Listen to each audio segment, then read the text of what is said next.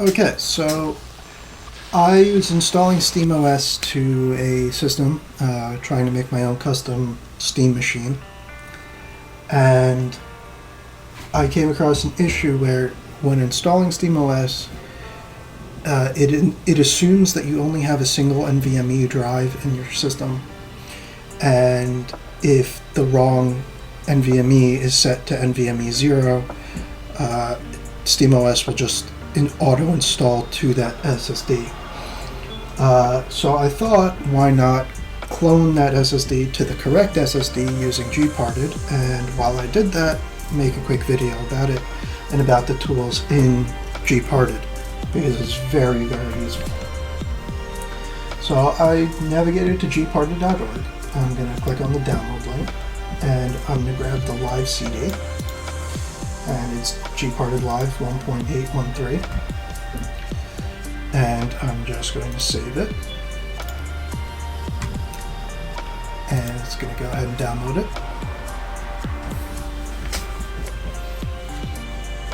Okay, now that it is downloaded, I'm going to open up the manager. So my downloads, I have already set it up, so I'm just going to run it. And I already have my flash drive plugged in. At this point, you'd want to plug in the flash drive. You can, if you've had experience with Ventoy, you can just drop the ISO into your Ventoy flash drive. But I'm just going to make a bootable flash drive.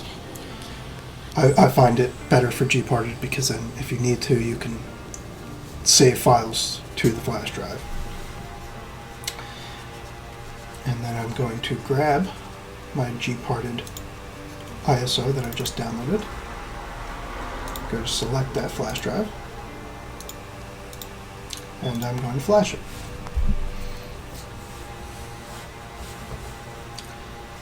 It's very quick. Take 20 seconds, 30 seconds. Okay, now that that's finished, I'm going to boot up the SteamOS system. I'll put the flash drive in it, and I'll set up my capture card to record that. Here we are in SteamOS. I just wanted to show you real quick. So I'm going to switch over to desktop mode.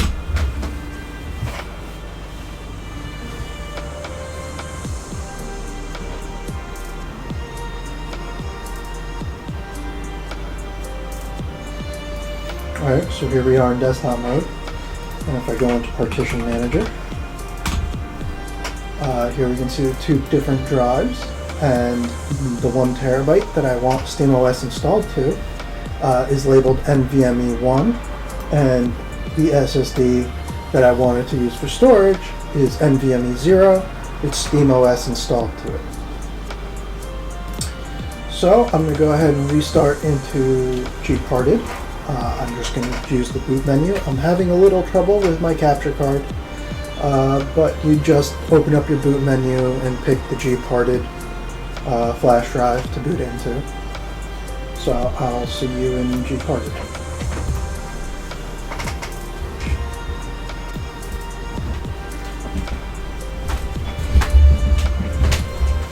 Okay, so it turns out my issue was just a bad HDMI cable. So now I can take you along for the ride. So I'm just going to boot into our flash drive that we made for GParted.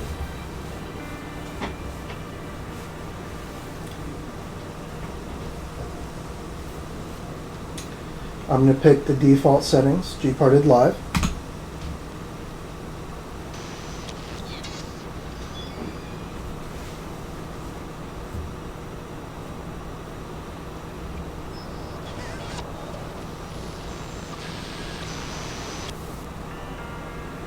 I'm not going to touch the key map, so I'm just going to hit enter. It defaults to English, which is 33. If you have another primary language, then go ahead and choose that number.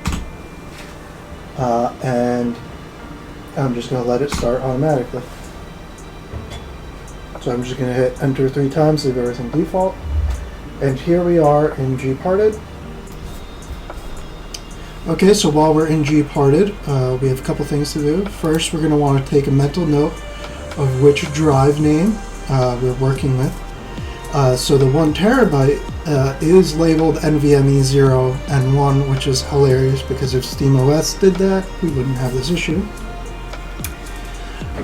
But because we're moving to a larger drive to a smaller drive, we're going to have to shrink this partition down.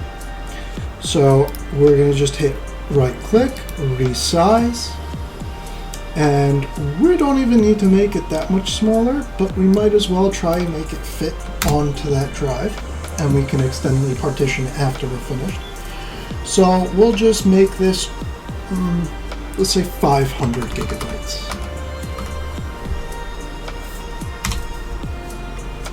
And we will resize and apply. Yes, apply. Okay, now that we're done with that, you can ignore this. I was doing other things with the drive. So now that we are here and the drive is shrunk down and we're absolutely sure everything will fit, we're going to go ahead and we're going to actually close GParted and we're going to launch a terminal. And we're going to use a dd command. It's kind of an old school method. You can copy each partition over in GParted. I don't really like doing that, and I find that this is the best method for me. So we're going to do sudo dd input file equals, this is the drive we're copying from, so this is going to be NVMe1 N1, oh sorry, dev NVMe1 N1, and the output file, the drive we are copying to, equals dev NVMe0 N1, and we're going to set the block size to 4 megabytes just to help it go faster. And then we're going to type in status equals progress, and that's just so that we can see the transfer speed and its progress. Now, because we are moving from a larger drive to a smaller drive, this will error out, but that's okay. We are just going to have to, because there's a partition table at both the front and the back of the drive, it's going to fail to copy the partition table at the back of the drive. So we're just going to have to restore that using gdisk, but we'll get to that when this is finished. So I'll see you in a minute.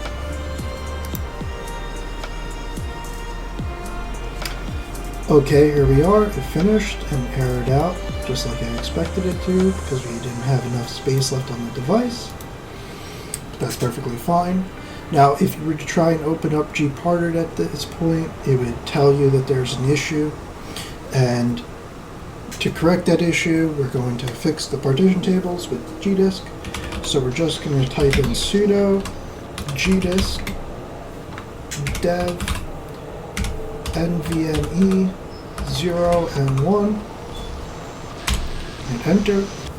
And as you can see, the backup partition errored out, as well as the backup header, and our GPT is damaged. So we're going to hit X to get into expert mode, and then we're going to hit question mark so that we can see all of our options. And as we read through these, here we can see E, relocate backup data structures to the end of the disk. That's exactly what we need. So we're going to hit E, and then W for write. And it's going to give us a warning that it can overwrite existing partitions. That's perfectly acceptable, and we're going to hit yes.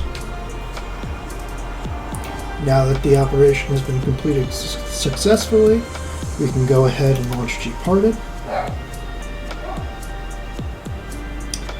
And now it's going to give us this little warning. We're not using all of our space. That's fine. We can ignore it or hit fix. We're going to fix it ourselves anyway. So now we're going to right-click this partition, and we're going to resize. And now we're going to change it to 0 free space following. And hit enter. And we're also going to hit 0 on the free space preceding. Okay, never mind. We're just going to increase this, I guess, the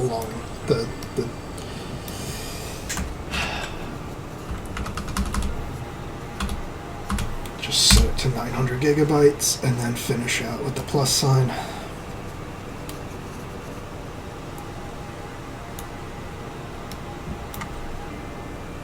Let's try this again.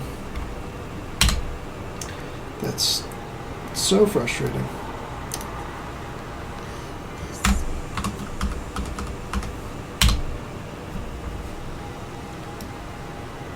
Oh, you could just use the sliders.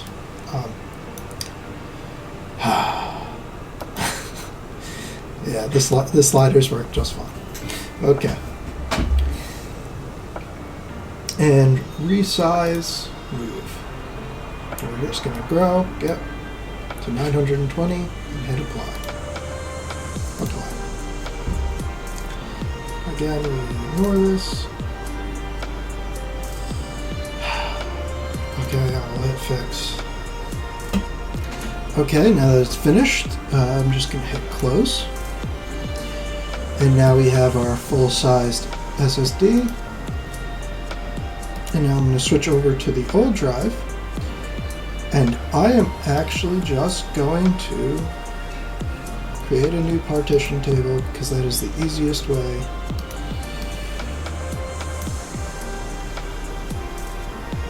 to wipe all of the partitions. Okay, so now just wipe, and now we can boot into our NVMe 0. So I'm going to go ahead and restart that. I definitely recommend not wiping your drive just to be certain. This isn't a critical computer for me. If something happens, I can always just reinstall. It's probably a good idea to reboot before you wipe the SSD. You could even wipe it within SteamOS or whatever operating system you're using after you boot into it from the SSD, or you could just unplug it or whatever. But yeah, so I'm pretty confident, which is why I wiped it. And I'm going to close this, and we're going to restart. So I'll see you in SteamOS. Okay, so here we are in SteamOS. Everything seems to be working so far, so we're just going to go ahead and switch over to desktop.